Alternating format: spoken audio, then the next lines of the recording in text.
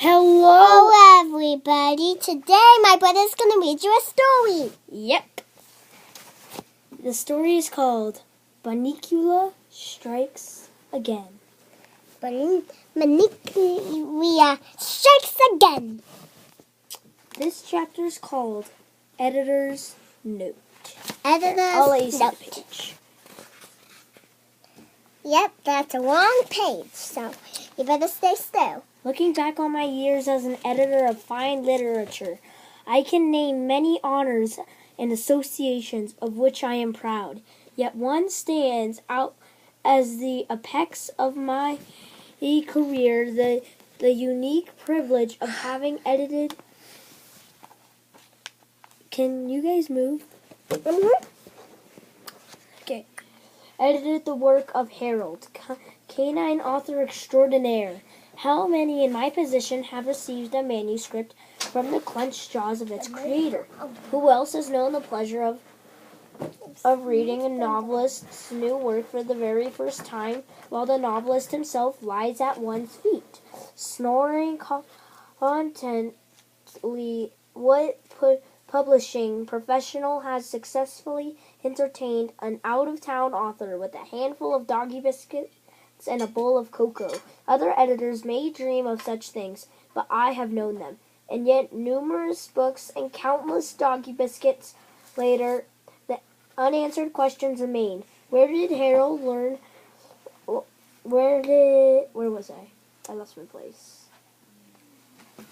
Where did Harold learn to type, and how does he manage it with those big paws of his?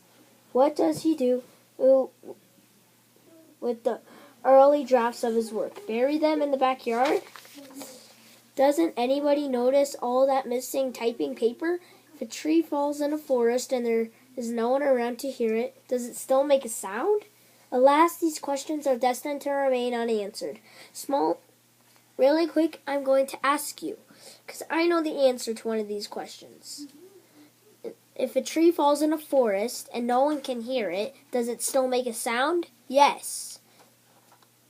Questions are destined to remain unanswered, small mysteries within the greater mystery of life itself. For although Harold is able to communicate via the written word in it, and in ways that are incomprehensible to mere humans, such as you and I, to speak to his fellow animals, he remains mute, other than the occasional woof. In face-to-face contact, as delighted as I am to see when he drops by my office, I don't count on much in the way of scintillating conversation. Thus it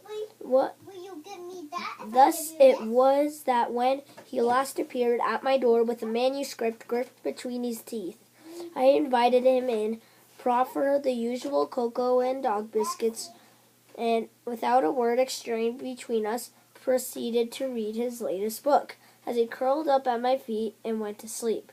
First I read the note that accompanied the manuscript, which read, "My dearest friend and esteemed colleague, we have come a long way together since my first book, Bunniculla, a rabbit tale of mystery.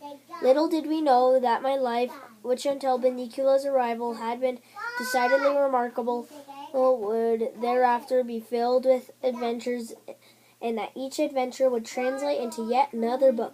Odd that I, whose greatest ambition has always been the uninterrupted nap, should after all these years find himself the semi-famous author of several books. And now we may have reached the final chapter.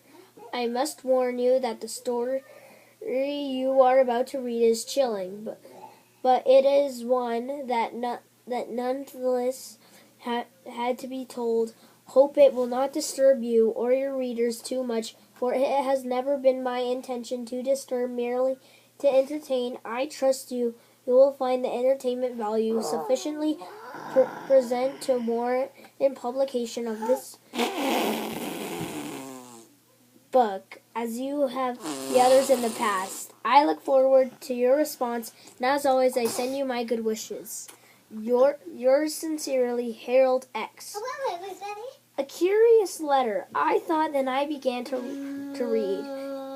And at once I understood why Harold had warned me that the book would be disturbing. There were Ainsley, on the very first page was another question.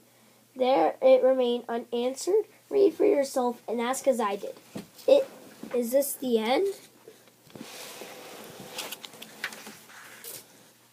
Bunniculla strikes again. Chapter 1. The end. That is going to be in the next story.